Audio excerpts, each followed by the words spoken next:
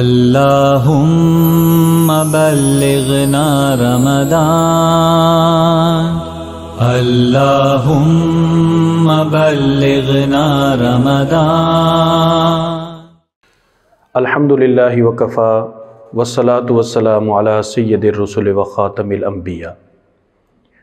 محترم ناظرین و سامعین، السلام علیکم ورحمۃ اللہ وبرکاتہ۔ آج کی ہماری گفتگو کا عنوان ہے جناب رسول اللہ صلی اللہ علیہ وسلم کا خطبہ، رمضان المبارک کی فضیلت اور رمضان المبارک کی برکتوں کے حوالے سے۔ حضرت سلمان فارسی رضی اللہ تعالیٰ عنہ جو ایک جلیل القدر صحابی ہیں، فرماتے ہیں کہ شعبان کا آخری دن تھا، جناب رسول اللہ صلی اللہ علیہ وسلم نے ایک خطبہ ارشاد فرمایا۔ وہ خطبہ اتنا جامع، اتنا معنی اور اتنا عمدہ ہے کہ اس خطبے میں رمضان المبارک کے فضائل کا بھی بیان ہے، رمضان المبارک کی ساری ترتیب، رمضان میں کیا کام کرنا چاہیے، کیا کام نہیں کرنا چاہیے۔ آپ صلی اللہ علیہ وسلم نے اس خطبے کے اندر ارشاد فرمایا کہ اے لوگو، تم پر ایک عظیم الشان مہینہ سایہ فگن ہے۔ پھر ارشاد فرمایا کہ اس عظیم الشان مہینے میں ایک رات ہے جو 1000 مہینوں سے افضل ہے۔ اے لوگو، اللہ رب العزت نے اس مہینے کے اندر تمہارے لیے روزوں کو فرض قرار دیا ہے، اور اس مہینے میں رات کے قیام کو یعنی تراویح کو تمہارے لیے نفل بمعنی سنت قرار دیا ہے۔ آپ صلی اللہ علیہ وسلم نے ارشاد فرمایا کہ جو شخص اس مہینے میں اللہ رب العزت کی رضا کی خاطر ایک نیکی کرتا ہے، اللہ پاک ایک عام سی نیکی کا جو ثواب ہے وہ فرض کے برابر عطا فرماتے ہیں، اور فرمایا کہ جو شخص اللہ کی رضا کے لیے فرض ادا کرتا ہے، اللہ پاک اس رمضان المبارک کے صدقے اسے ایک فرض کے بدلے میں 70 فرائض کا ثواب عطا فرماتے ہیں۔ پھر آپ صلی اللہ علیہ وسلم نے ارشاد فرمایا کہ یہ مہینہ صبر کا ہے، اور اے میری امت، یاد رکھو صبر کا بدلہ جنت ہے۔ پھر آپ صلی اللہ علیہ وسلم نے فرمایا کہ یہ مہینہ غمخواری کا ہے۔ اس مہینے کے اندر اللہ پاک مومن کے رزق میں اضافہ فرما دیتے ہیں، مومن کا رزق بڑھا دیا جاتا ہے۔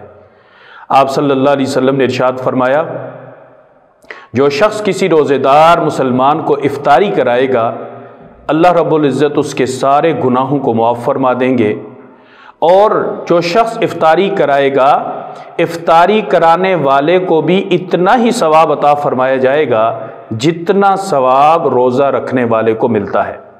جب یہ بات امام الانبیاء صلی اللہ علیہ وسلم نے ارشاد فرمائی تو اصحاب رسول نے آپ صلی اللہ علیہ وسلم سے پوچھا کہ اللہ کے محبوب، ہم غریب لوگ ہیں، ہم میں سے کوئی بھی افطاری کرانے کی طاقت نہیں رکھتا۔ یعنی صحابہ کے ذہن میں یہ بات تھی کہ جس افطاری سے سارے گناہ معاف ہوتے ہیں اور جس افطاری سے روزے دار کے روزے کے برابر کا ثواب ملتا ہے وہ کوئی بہت بڑے اہتمام والی ہوگی۔ صحابہ نے فرمایا کہ حضور، ہم میں سے ہر کوئی تو کسی کو روزہ افطار کرنے کی صلاحیت نہیں رکھتا۔ آپ صلی اللہ علیہ وسلم نے فرمایا میرے صحابہ، افطاری کا مطلب یہ ہے کہ ایک کھجور بھی اگر افطار کے وقت کسی کو دے دی جائے، یہ بھی افطاری ہی ہے۔ اس کے عوض میں بھی اللہ پاک گناہوں کو معاف فرماتے ہیں، اور اس کے عوض میں بھی اللہ رب العزت افطار کرانے والے کو روزے دار کے برابر ثواب عطا فرماتے ہیں۔ پھر آپ نے ارشاد فرمایا کہ اس مہینے کے 3 عشرے ہیں، پہلا عشرہ رحمت کا ہے، دوسرا عشرہ مغفرت کا ہے، اور تیسرا عشرہ جہنم سے خلاصی کا ہے۔ رحمت دو عالم صلی اللہ علیہ وسلم نے فرمایا اے میری امت، جو شخص اس مہینے میں اپنے ملازموں پر تخفیف کا معاملہ کرے، کام کا بوجھ ہلکا کر دے گا، اللہ رب العزت اس کے ساتھ تخفیف کا معاملہ فرمائیں گے، یعنی اللہ پاک اس کے گناہوں کو معاف فرما دیں گے۔ پھر رحمت دو عالم صلی اللہ علیہ وسلم نے فرمایا کہ اس مہینے میں 2 کام کرنے کے ہیں، اور 2 کام ایسے ہیں کہ جن کے بغیر تمہیں کوئی چارہ کار نہیں ہے۔ جو 2 کام کرنے کے، ایک کام ہے لا الہ الا اللہ، کثرت سے اللہ کا ذکر کرنا، اور دوسرا کام اللہ رب العزت سے استغفار کرنا، استغفر اللہ ربی من کل ذنب و اتوب الیہ، کلمہ طیبہ اور استغفار، یہ 2 کام کرنے کے ہیں، اور 2 کام ایسے ہیں کہ جن کے بغیر تمہیں کوئی چارہ ہی نہیں ہے۔ ان میں سے ایک کام ہے اللہ سے اس مہینے میں جنت کا سوال کرو، اور دوسرا اللہ رب العزت سے اس مہینے میں جہنم سے خلاصی کا سوال کرو، کیونکہ یہ مہینہ قبولیت کا ہے، جو بھی اللہ سے مانگو گے اللہ پاک عطا فرمائیں گے۔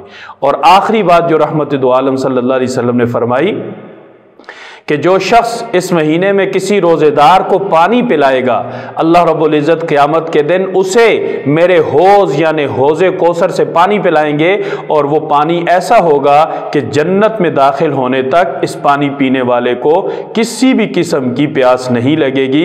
رحمت دو عالم صلی اللہ علیہ وسلم نے اس حدیث پاک میں جو حضرت سلمان فارسی رضی اللہ تعالیٰ عنہ سے مروی ہے، رمضان المبارک کا پورا خلاصہ اور پورا نچوڑ بیان کر دیا۔ میری گزارش آپ سب حضرات خواتین سے یہ ہے کہ اس حدیث مبارکہ کو پڑھیں، اس حدیث مبارکہ کو سمجھیں، اور اس کے مطابق جو آپ صلی اللہ علیہ وسلم نے فرمایا ہے اس کے مطابق اپنے رمضان المبارک کو گزارنے کی کوشش کریں۔ اللہ پاک ہم سب کو عمل کی توفیق عطا فرمائیں۔ وآخر دعوانا ان الحمد للہ رب العالمین۔